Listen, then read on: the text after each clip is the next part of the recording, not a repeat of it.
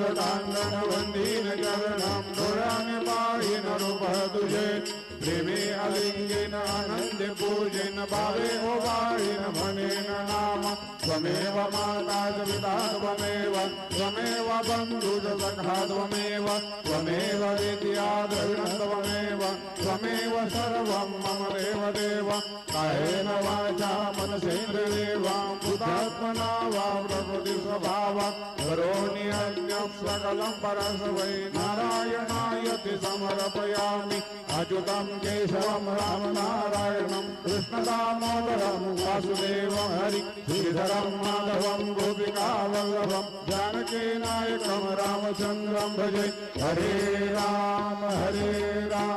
Ram Ram